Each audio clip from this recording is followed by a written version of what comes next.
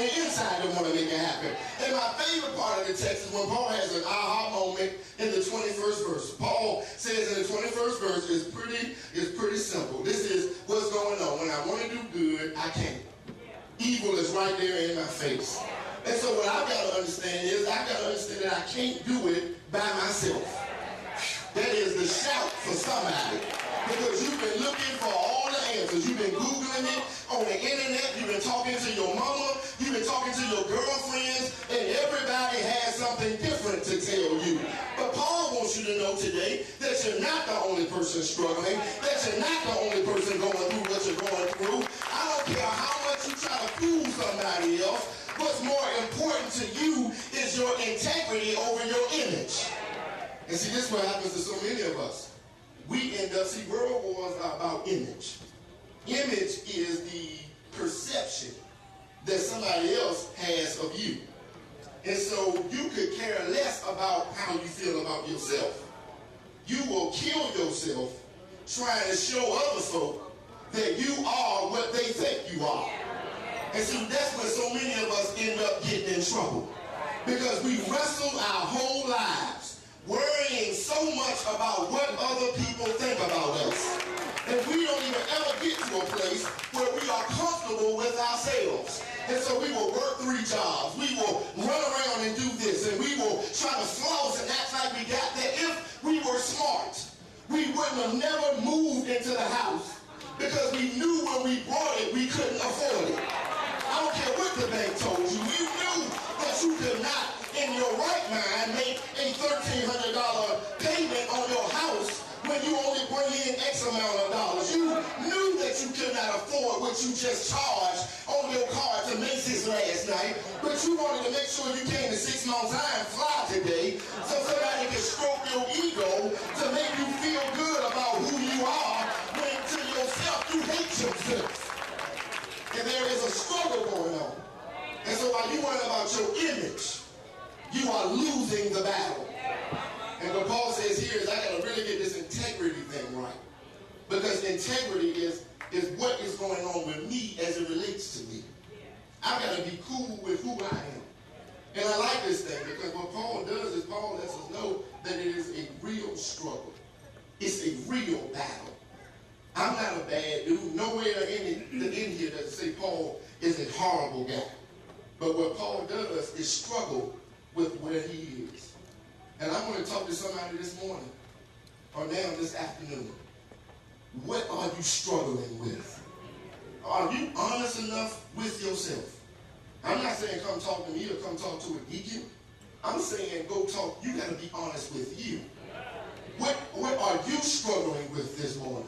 Or have you fooled yourself so much that your struggle is not even a struggle because you've made it not a struggle when everybody around you knows that you're struggling, but you don't want to admit it to yourself. And what ends up happening in so many of our lives is that we end up enabling people we should go upside their head. Like Miss Joanne did Richard this morning. Now, I know last week was anti-domestic violence, and so I'm not saying punch somebody, but every now and then a gentler tap upside the head to bring them back into reality. Because every now and then we are outside of the step of what is going on. Sometimes we miss what is going on. And so every now and then we've got to remind ourselves that we are on the wrong track. And somebody here today is on the wrong track.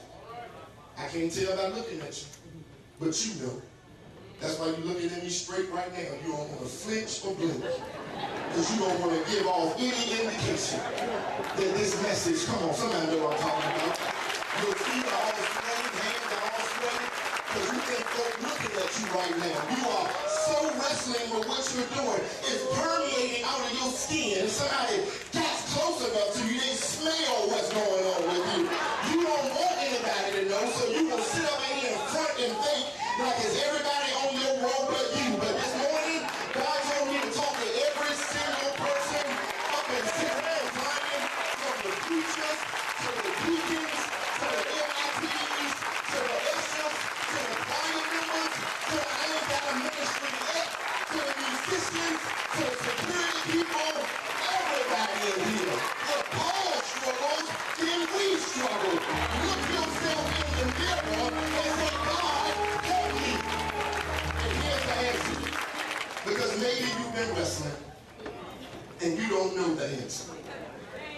says in the 25th verse, after in the 24th verse, Paul has another aha moment. Wretched man am I.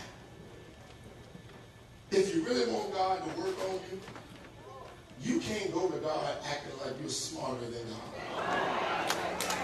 You might be able to fool your mama. You might be able to fool your grandmama and them. You know how we got this secret code of silence. I don't care what's going on. You better not tell nobody what's going on up in this house. Now, y'all know that's what we do in our families. If we could have just finished fighting and somebody come in the door and we hugging and acting like everything's all right. Y'all know what I'm talking about. You just finished smoking something and just spraying up some old something. Spraying up some, what is it, with music to try to get it out of here. You up in there with red eye because you know you lit up and trying to talk with a whole bunch of peppermints falling out your mouth. Because you're trying to hide what's going on. You might be able to get over on us, but you can't get over on God. And God, today, Paul is saying, wretched man am I. God, I'm tore up. I can't do it by myself. God, I tried to do it, but I was somewhere last week that I shouldn't have been. God, I'm trying to fix myself up, but I said something yesterday morning that I shouldn't have said. I did something that wretched am I. But the text says, thanks be to God through Jesus Christ.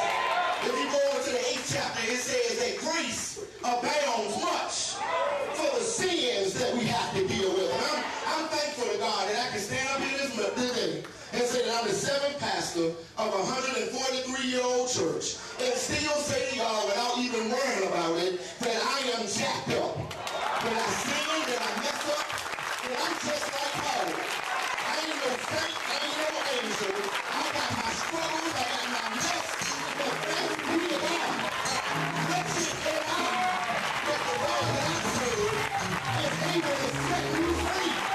Deuteronomy 8 chapter, the 36th verse says, who the Son set free is truly free indeed. That's why I believe in Jesus. That's why I thank God for the resurrection, because I believe that God has the power to forgive. And so here today, you just got to acknowledge that there's a war going on. Stop sitting around acting like you don't hear the guns or popping. Stop sitting around acting like you don't see the enemy making a circle around your butt. Stop sitting there acting like you don't hear the singers in advance claiming to take you out.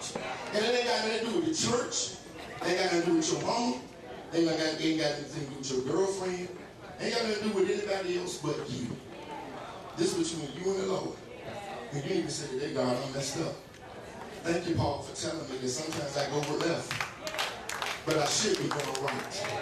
Sometimes I want to run straight, but I end up going backward. Sometimes I ought to say this, but I say that. But I need to acknowledge who I am in my mess.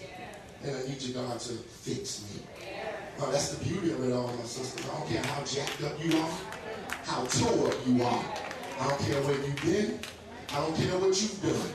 We serve a God that gives second chances.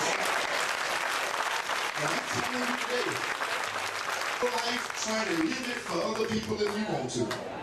But God is saying sometimes it don't make a difference how much you do.